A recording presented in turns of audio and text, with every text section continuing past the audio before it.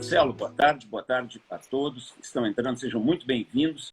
Marcelo, é uma honra, muito obrigado pelo convite, realmente é uma grande honra estar aqui.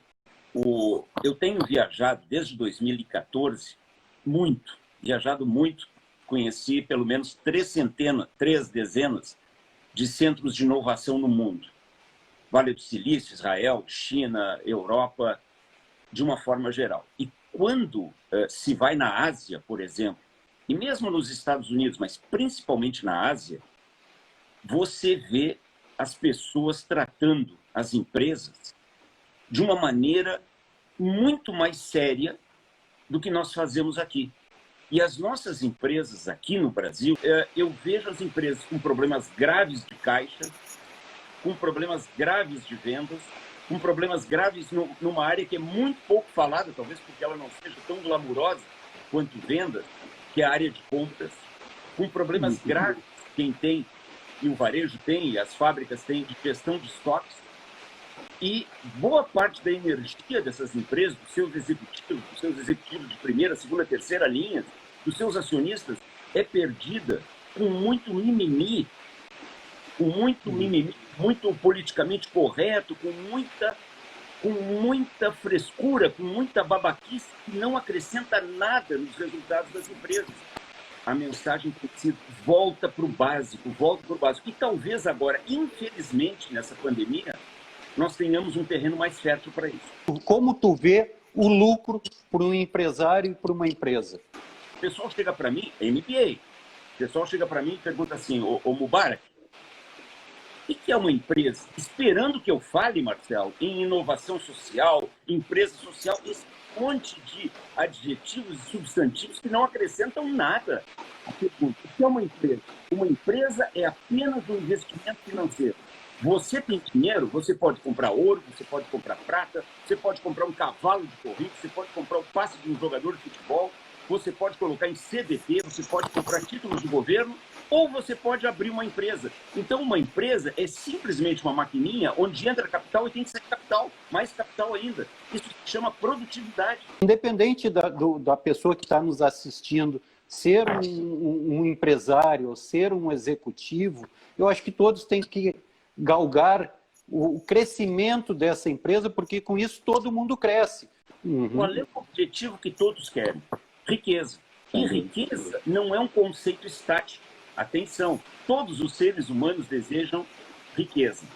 No passado, a sociedade, o mundo, se agrupava em torno de exército, por exemplo. Não é isso? Como Roma ficou rica? Mas eles já queriam também riqueza. Mas a maneira de ser rico naquela época, boa parte da maneira, era saqueando. Só que o mundo evoluiu, os valores judaico-cristãos ajudaram muito, principalmente no lado ocidental do mundo, a humanidade, e começaram a surgir as empresas, começou a surgir a tecnologia, começou a surgir tudo isso. Então, hoje, a base da sociedade são as empresas. E quando eu falo as empresas, você colocou muito bem, eu falo dos empresários, que são os empreendedores, que são os que invertem capital, são os que estão correndo riscos e, portanto, têm o direito de oferir aos maiores lucros. Lógico, risco está associado a lucro. Quanto mais risco, mais lucro. Mas também ninguém faz nada sozinho, lógico.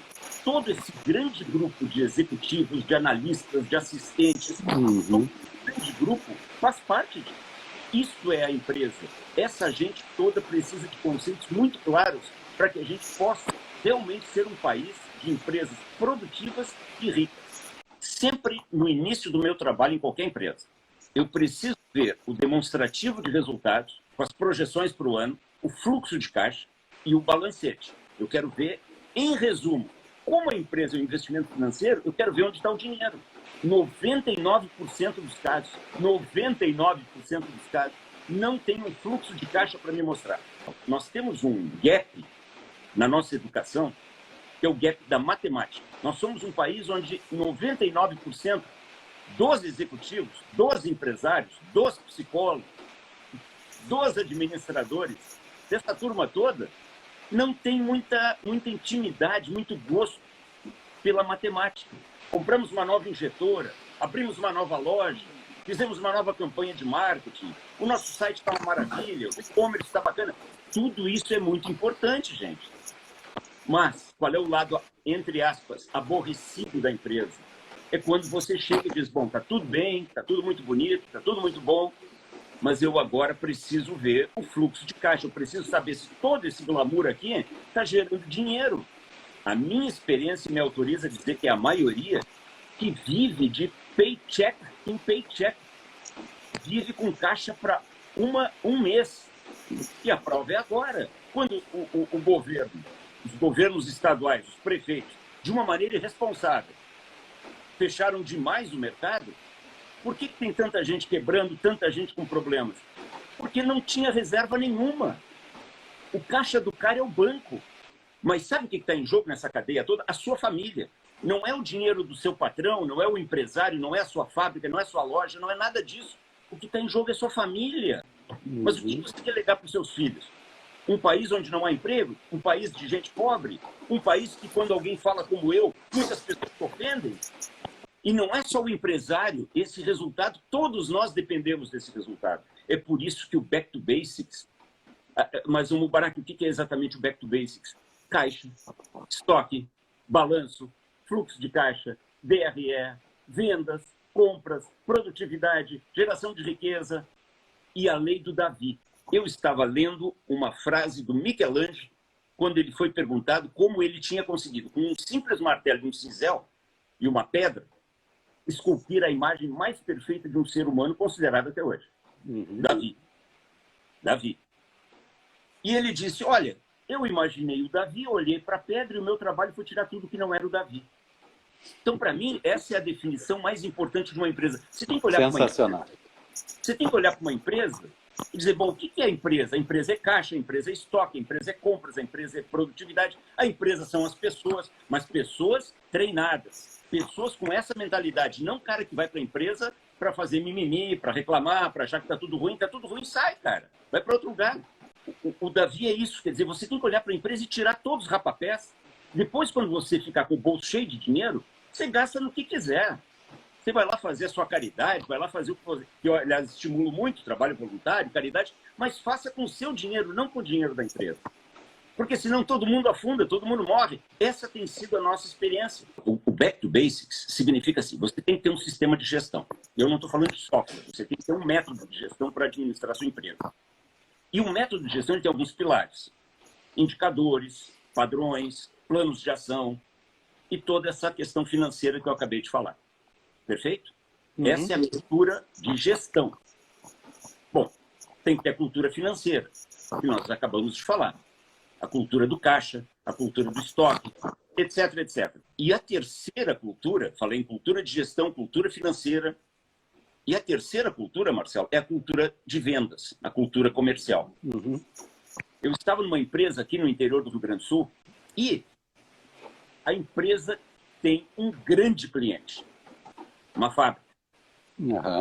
E esse cara, na sexta de manhã, janeiro, época de praia para gaúcho, na sexta de manhã, ele, sem previsão nenhuma, ele tinha dado uma previsão ruim de compra para aquele mês, ele colocou um puta de um pedido. Aí eu entro ao meio-dia para o refeitório e o gerente de produção, um cara bacanérrimo, quase me deu um encontrão, tão atabalhoado o cara estava. E eu falei para ele, rapaz, o que houve? E ele disse, puta merda, Mubarak, olha esse pedido que entrou agora. Mas eu não preciso explicar mais nada. Quando eu falo da mentalidade comercial, o problema de vendas não é só dos caras de vendas. O problema de vendas é do presidente da empresa, o problema de vendas é do porteiro da empresa, o porteiro de vendas é da senhora que serve cafezinho na empresa, o problema de vendas é do cara da produção. O cara da produção estava puto. Por que ele estava puto? Porque ele ia ter trabalho. Eu vejo isso, Marcelo, todo dia dentro das empresas. O pessoal acha que vendas é um problema de vendas. Não é. Exato. Não é. Eu estou lendo um livro muito bacana sobre a Amazon.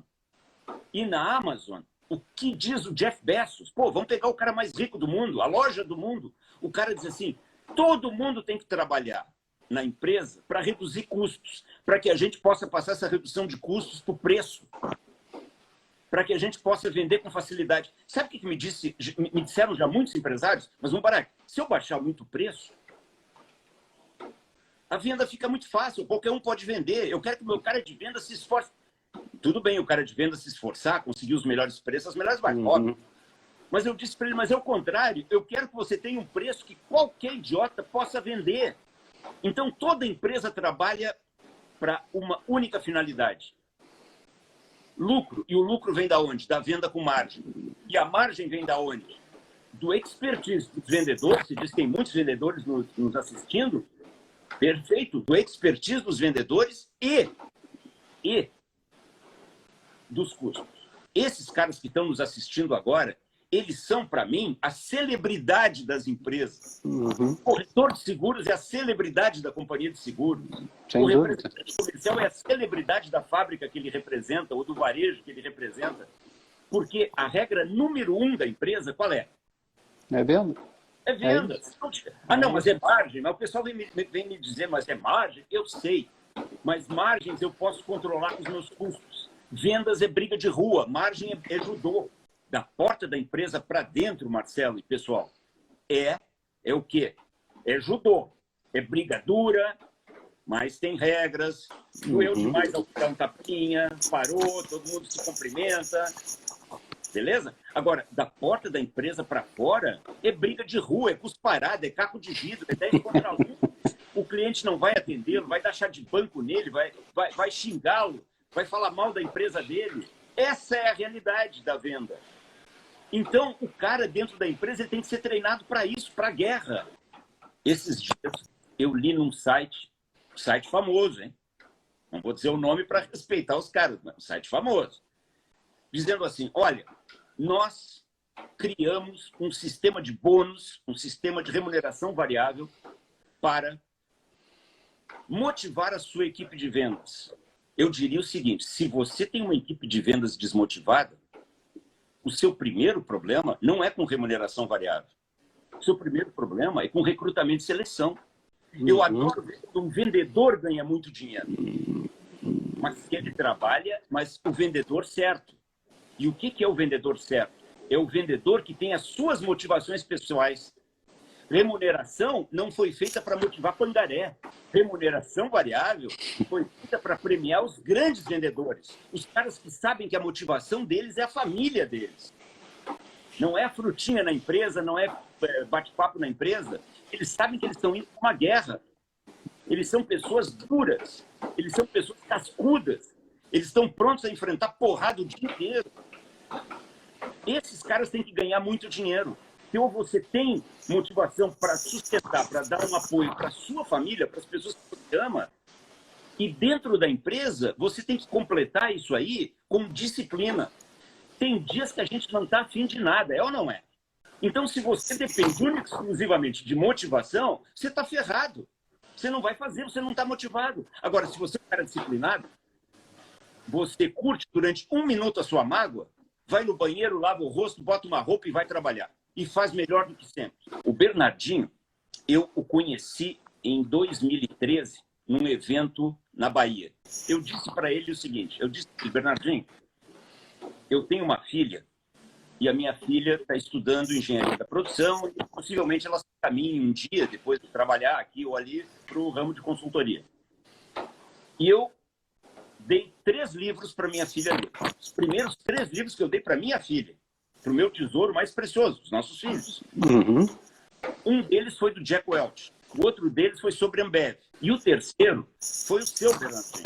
E eu me lembro, ele é um cara super humilde, ele diz, puta, que responsabilidade, eu digo, é assim, transformando suor em ouro. É incrível.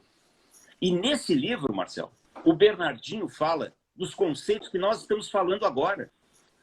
Você pergunta para o Bernardinho, ou para um cara como o Ayrton Senna, qual é o seu segredo? Como é que você consegue esses resultados fantásticos? E eles não têm muita coisa para dizer, porque eles dizem o básico. Eles dizem produtividade, muito trabalho, muito treinamento, transformando suor em ouro. Qualquer pessoa que está nos assistindo, se tiver agora com um problema, se estiver vivendo uma situação caótica, sei lá, não esmoreça. Não vá atrás do mimimi. Vá para o básico. Você pode. Agora, Você nunca vai poder se você se achar vítima, se você ficar achando que a empresa está explorando, se você ficar com raiva do capitalismo, se você ficar achando que ninguém motiva você. Você é um homem, você é uma mulher, você é um pai ou uma mãe de família. Você tem gente que depende de você, então esqueça suas mágoas, esqueça tudo o que é ruim e vá. Ó, a lei de Davi. Vamos completar a lei de Davi, Marcelo. Tem muita gente que me pergunta, principalmente os mais jovens, qual é o segredo, Mubarak, para empreender ou para ser um grande executivo de uma empresa? Sabe qual é o segredo? Estuda mais que os outros, trabalha mais que os outros e poupa mais do que os outros. Olha que trio básico. Estuda mais do que os outros. Conhecimento traz produtividade, conhecimento traz riqueza. Aprende, estuda mais que os outros, trabalha mais que os outros. Quando eu visitei a China, um chinês de uma área de inovação, sabe o que ele me disse? Olha, a gente está lutando para ser o primeiro país do mundo, a gente ainda é o segundo. Mubarak, aqui a gente trabalha 9,96. E nos Estados Unidos, nosso grande rival, ainda bem que é 9,55. 9,96, das 9 da manhã às 9 da noite, 6 dias por semana. Ou até 9,97. E nos Estados Unidos, que o pessoal já está bem rico, é 9,55. Das 9 da manhã às 5 da tarde, 5 dias por semana. Esqueça você aí, quando o cara vem e diz o ócio criativo, você tem que trabalhar smart. É óbvio que você tem que trabalhar smart. Ninguém vai trabalhar burramente. Mas para trabalhar smart, você precisa estudar mais que os outros. E quem trabalha, quem acorda mais cedo e dorme mais tarde, esse é o cara. É ou não é? Sem dúvida. Antigo, Mubarak, não é discurso antigo, não. Vá para a Ásia, vá mesmo para os Estados Unidos, vá para Nova York, conheça o mundo, vá ver o que eles estão fazendo. E a gente aqui com esse mimimi. Porque a gente está com um monte de ideia na cabeça e tal. E aí, o que a gente faz segunda-feira? A resposta, ela pode ser muito simples, Marcelo, só que ela é muito dura. Essa resposta é para cachorro grande. Quando você assiste uma palestra na sua empresa, ou uma live como essa, ou você lê um livro, qualquer lugar onde você vai buscar informação, ou simplesmente você navega na internet, você tem que saber fazer isso. Então, na segunda-feira, Marcelo, e todos, você tem que... Aliás, vamos melhorar isso? Faça isso amanhã. Sábado e domingo é um momento excelente para a gente trabalhar. Faça isso pelo seu país, pelos seus filhos, por você, pela sua empresa. Você coloca, em primeiro lugar, qual é o meu problema?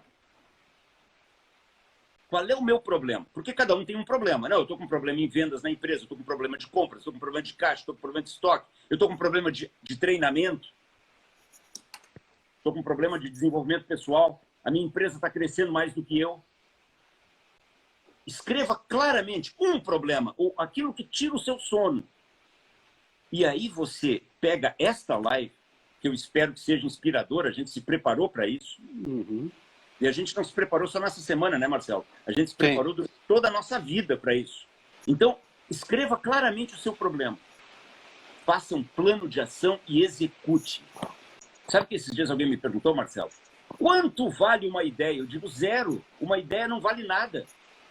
Essa live não vale nada, porque ela está cheia de ideias, inspiração, conhecimento, se ela não virar ação.